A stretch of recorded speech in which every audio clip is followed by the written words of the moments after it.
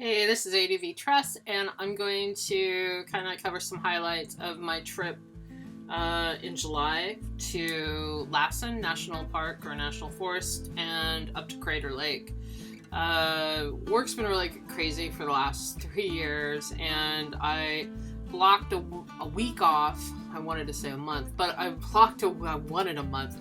I blocked a week off to take a 4-day motorcycle ride. My husband was gracious enough to let me go. I organized things at home just to kind of unplug. And I left from the South Bay, went up to Lassen, spent 2 nights in Lassen, and then drove up to Crater Lake, spent 2 nights in Crater Lake.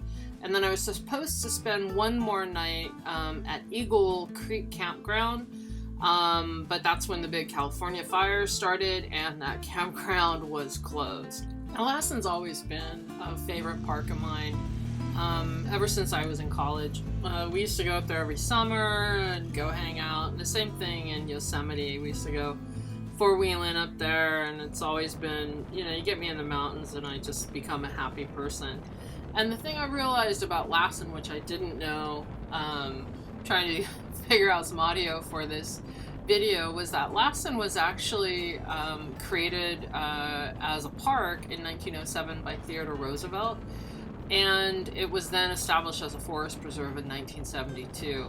It's still considered an active volcanic region, which, I had no idea. And it is it has a volcano that is in the southernmost section of the Cascade Range. So during this trip, as I mentioned, I stayed two nights in Lassen, 1 night in Manzanita Lake Campground, and the second in Summit Lake South. This is showing the campground in Manzanita Lake. And I want to pause here for a second on my camp setup. Motorcycle campers, everybody's got their own special thing. So I have the ZegaPro side cases. I ride a 1200 GS.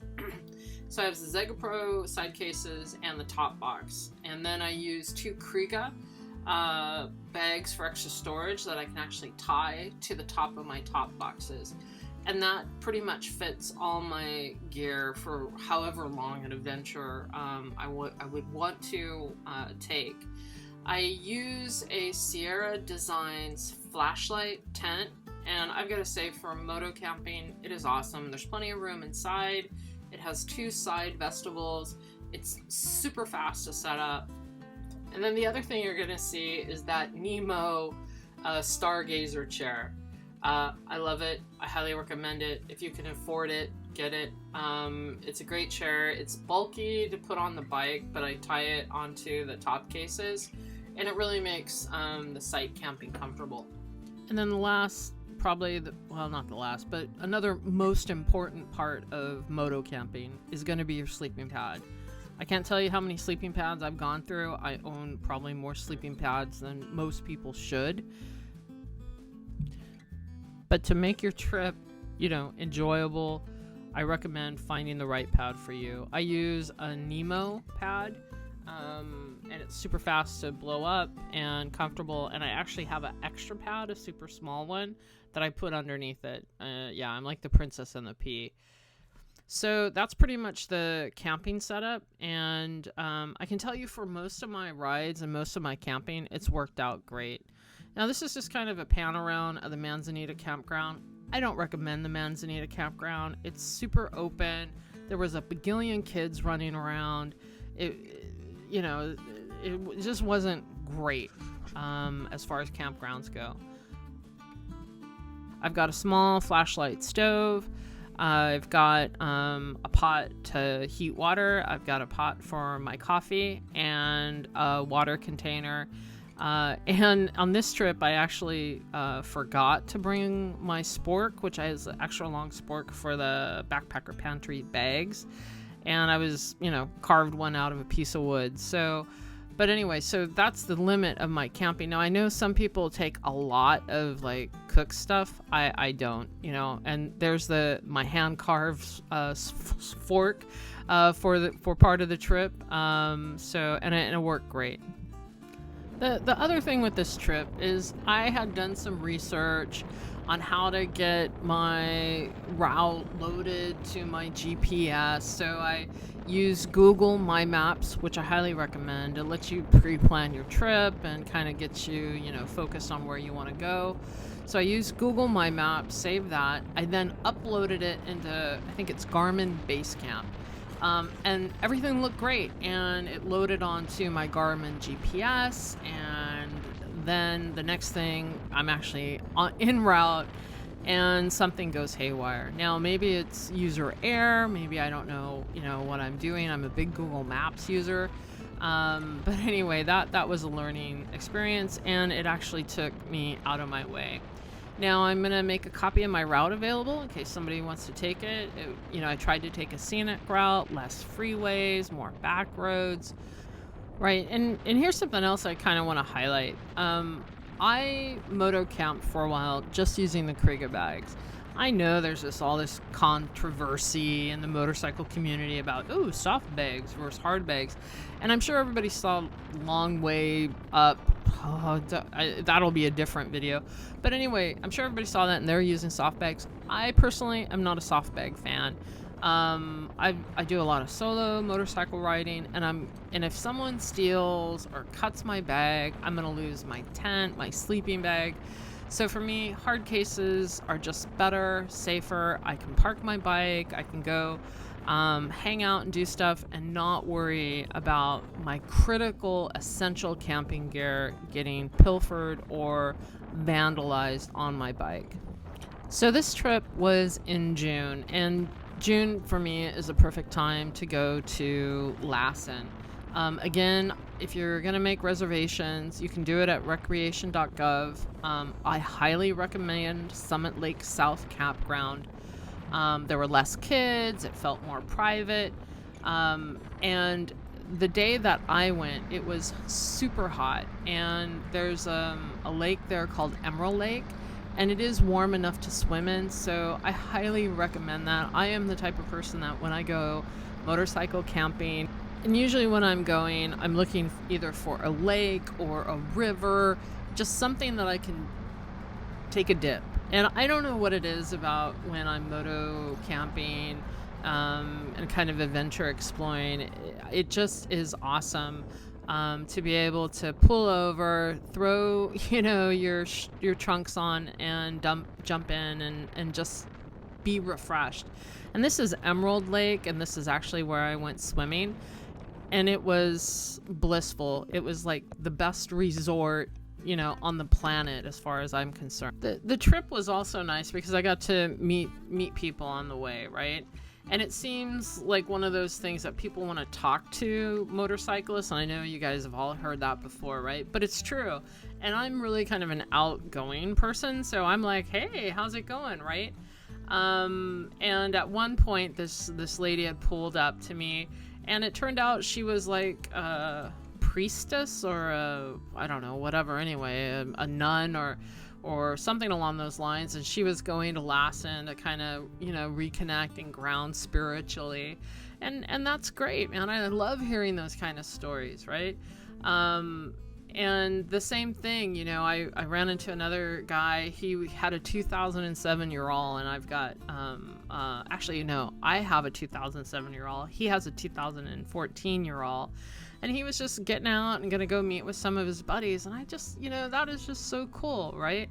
I mean, it doesn't matter what you ride or drive to me, as long as you're like getting out there, and experiencing the world and, kind of being involved and engaged with things outside of your office or your computer or what's gonna be on the dinner table or what's the silly president doing now.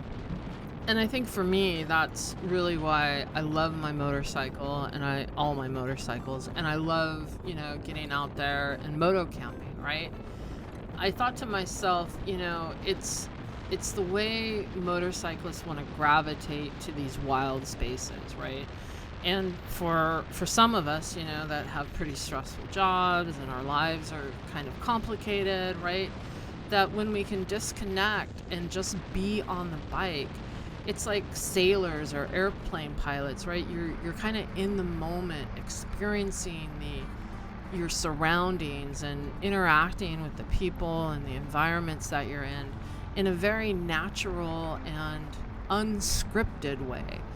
And it just is mentally relaxing, and yeah, okay, I ride a little fast, and maybe I do some stuff that I shouldn't, but that's all part of the excitement of being a motorcyclist. And I'm not saying all motorcyclists have to go 100 miles an hour. Like the guy on the Ural, he was just having a good time, and that was his nirvana, right? That was his space. And I don't care if you're riding a Honda 125 or a Ducati Divel or whatever the heck they're called, right? As long as you're in it, and if this is your nirvana, looking at scenes like this, or it's a racetrack, or it's tooling around the city, it doesn't matter, right? It's that you're experiencing it in a way that the motorcycle and you are connected to the environment. All right, okay, so enough of me waxing philosophical on why I think motorcycling is so great. The other thing I'm still struggling with on these camping trips is I'm not a big beer drinker, wine drinker, but when I go moto camping, I do like to have either a beer or two, or some type of cocktail at the end of the day. And I am struggling on trying to find a ice solution.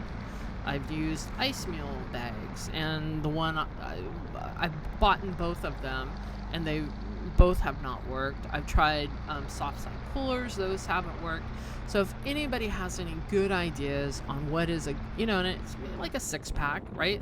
But that it keeps the ice cold, and that on a hot day you can pour that melted ice water out and drink it, because there is nothing better than having cold water after during your ride. If anybody's got any good suggestions for that, I more than willing to try, because apparently my choices have been substandard. Now, Lassen really is one road through the park, right? But it's one glorious road. There's twisties, the tarmac's really good, and the scenery is, well, as you can see, right? There's vistas and mountains. Unfortunately for me, when I planned my trip, I planned it, not that I planned it, it just happened to coincide with when the wildfires started in California, and the largest fire was, southeast of Lassen, which caused a lot of smoke and overcastness. I don't even know if that's a word, in the park, which resulted in the fact that you couldn't get, the magnificent views that Lassen is known for. And as I said, the roads are great. You can go out the park, and go exploring outside of the park. There's tons of places to pull over, lots of places to go, for day hikes. Not that I'm a big day hiker. I think we hiked, me and my husband went back a couple weekends after I'd taken my trip, and we hiked to Mumpus Hell, and that about killed me. I'm totally out of shape, overweight, and a hike like that, wow. But for those of you who are in good shape, or just want to take things slow, there's tons of things to see around the park, and the park has a lot of history. Huge Native American influence in the park. There was also, I want to say, sulfur mining going on in the park, so there's old sulfur works in the park, and lots of kind of things to explore depending on your interests. Now, at the time I went to Lassen, they were still allowing in-camp campfires, which is nice at the end of the day to kind of hang out, and because it does, I will highlight, even in July at Summit Lake South Campground, it got really cold at night, so cold that I think my water actually froze. And one of the things I'd highly recommend, and I'm actually going to put it in my bag the next time I go moto camping, is a small handsaw.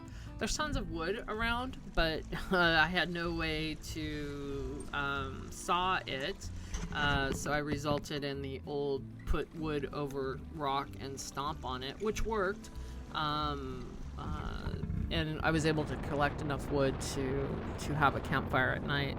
And this is just some video of me going into Summit Lake South Campground. And as I said, it seemed to me a nicer campground than Manzanita Lake. The campsites seemed a little bit more private. And this is, you know, when COVID was just starting to kick off, and they had the pit toilet stocked with sanitizer. So they were really, and they were cleaning them, I don't know, like every 6 hours a ranger would come by to do cleaning. And most everybody was, you know, either wearing masks or, you know, being pretty respectful, unlike the current president. But anyway, don't get me started. Maybe I'll do a different video on that. And then this is kind of coming in to my campsite. And like I said, they had water at the campsite when I was there, except when we went back a couple weeks later, they had turned the water off. So that's just going to have to be something that you're going to need to check. I have like a 2-liter water bag that I fill up, so I take water in with me, and you can see the spigot there.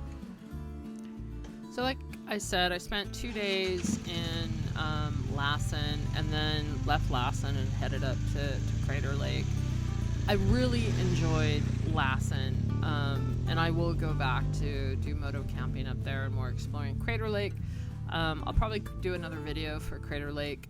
The thing with Crater Lake is there really is not a lot to do. You can hike like down into the crater, and it's really just loop road around the crater.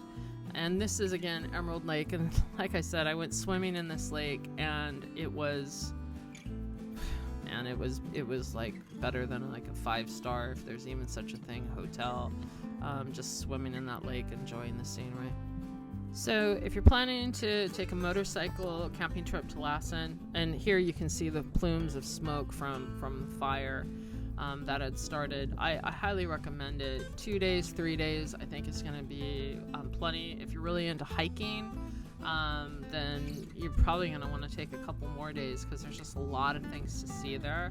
And take plenty of, you know, SD cards for your film and video.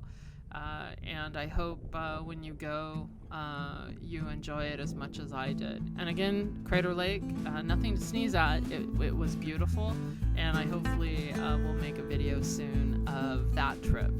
Happy trails, everybody.